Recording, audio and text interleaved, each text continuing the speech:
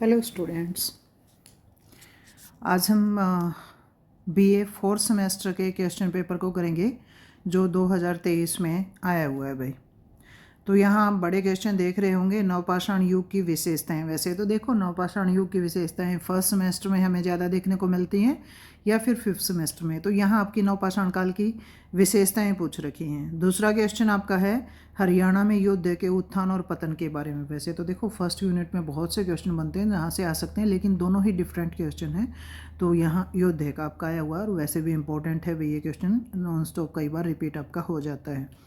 उसके बाद नेक्स्ट जो क्वेश्चन है अपना वो है तराइन के युद्ध पर टिप्पणी लिखिए। तो तराइन का यहाँ कोई आपसे फर्स्ट या सेकंड नहीं पूछ रखा, तो तराइन के जो दोनों युद्ध हैं वो पूछ रखे हैं। तो आप जितना चाहें फर्स्ट के सेकंड के बारे में यहाँ बता सकते हैं भाई। फिर राजा सूरजमल का है भाई, ये भी सेकंड यूनिट में दोनों के दोनों इंपॉर्टेंट क्वेश्चन हैं और आपको जब भी लॉन्ग क्वेश्चन बताए जाते हैं तो उसमें ये दोनों बताए जाते हैं भाई। उसके बाद नेक्स्ट जो क्वेश्चन है वो 1857 की क्रांति के कारण, घटनाएं और प्रभाव, मतलब सब कुछ आपका एक ही जगह पूछ रखा है। तो आप सारी चीज़ें थोड़ी थोड़ी करके डेढ़ दो पेज में, 1.5 पेज में आप बता सकते हो भाई। मतलब कारण आपको 1.5 पेज में, फिर आप घटनाएं बता सकते हो, फिर प्रभाव ऐसे ही।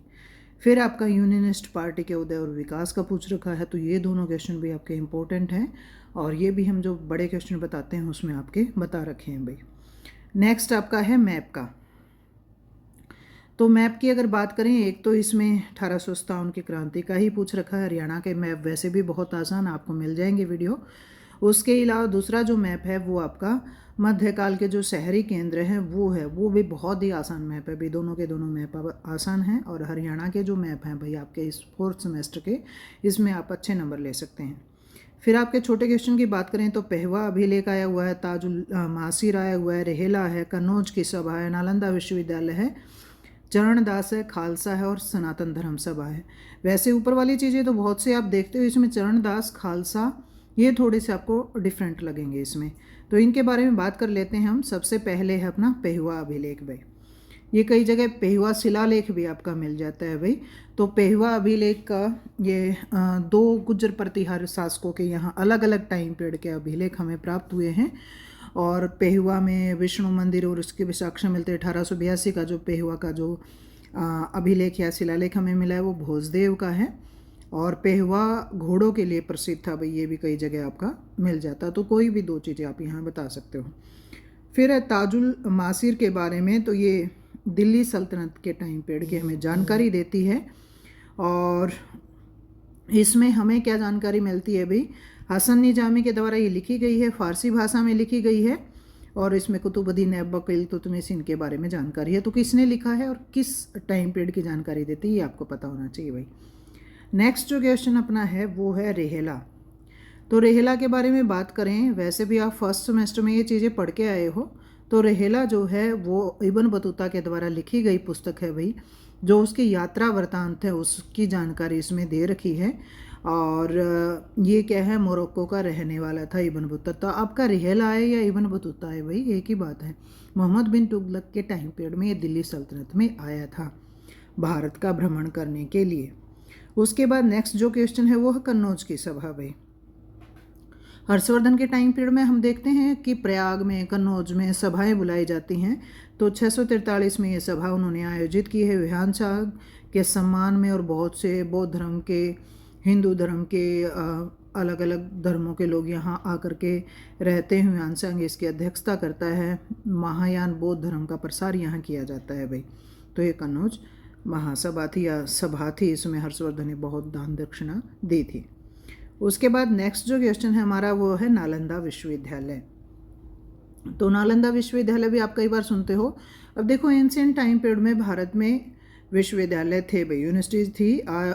आपसे कई बार मैं बताती भी हूँ कि पूछा जाता है कि भारत का सबसे प्राचीन विश्वविद्यालय कौन सा है, तो तक्षशिला कहते हैं। और संतर्त भारत का सबसे प्राचीन विश्वविद्यालय कौन सा है, तो नालंदा विश्वविद्यालय।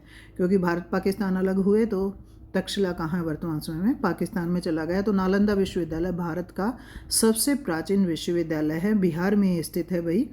और आवासीय विश्वविद्यालय ये था भाई। और कुमार गुप्त काल में इसकी स्थापना की गई थी। और यहाँ एडमिशन लेना बहुत मुश्किल माना जाता था उस टाइम पीरियड में। द्वारपाल क्या करता था, बच्चों का पहले सारी परीक्षा वगैरह करवा करके फिर एडमिशन होते थे भाई। उसके बाद हम बात करें, नेक्स्ट जो क्वेश्चन है अपना वो है चरणदास का। नाम से थोड़ा सा ये लगता है कि कोई बौद्ध धर्म से कोई धर्म से संबंधित कोई संत वगैरह होगा, लेकिन ये चरणदास क्या है भाई, वल्लभगढ़ राज्य या वल्लभगढ़ जो रियासत थी भाई उसका शासक था। सबसे पहला शासक तो गोपाल था। गोपाल की डेथ के बाद 1714 में ये शासक बना था और 1721 में इसकी डेथ हो गई थी। उसके बाद बलराम या बल्लू जो है वो इस रियासत का शासक बना था भाई। उसके बाद नेक्स्ट क्वेश्चन हमारा है खालसा भाई, ये भी इम्पोर्टेंट है यहाँ पे। तो खालसा क्या है, इसका ये सिख धर्म से संबंधित है भाई, और 1699 में सिख धर्म में गुरु गोविंद सिंह जी के द्वारा इसकी परंपरा को शुरू किया गया था। और खालसा का अर्थ क्या है, शुद्ध भाई। उसके बाद लास्ट क्वेश्चन हमारा है सनातन धर्म सभा। सनातन धर्म सभा की स्थापना 1886 में पंडित दीन दयाल शर्मा के द्वारा झज्जर में की गई थी भाई। ये इंपॉर्टेंट है, कई बार कम्पिटिटिव एग्जाम में भी पूछे जाते हैं भाई। और हरियाणा में दूसरे क्षेत्रों में इसकी शाखाएं खोली गई, और ये क्या करती है, हरियाणा में जो भी सामाजिक धार्मिक जो कुप्रथाएं हैं उनका विरोध किया गया, उनको दूर करने का प्रयास किया गया, शिक्षा के विकास के लिए प्रयास किया गया है। तो ये आपका 2023 का क्वेश्चन पेपर था भाई। छोटे क्वेश्चन हमने सारे आपको करवा दिए हैं, बड़े क्वेश्चन कौन कौन से थे वो भी आपको बता दिए। तो चलिए अच्छे से तैयारी कीजिए, बेस्ट ऑफ लक।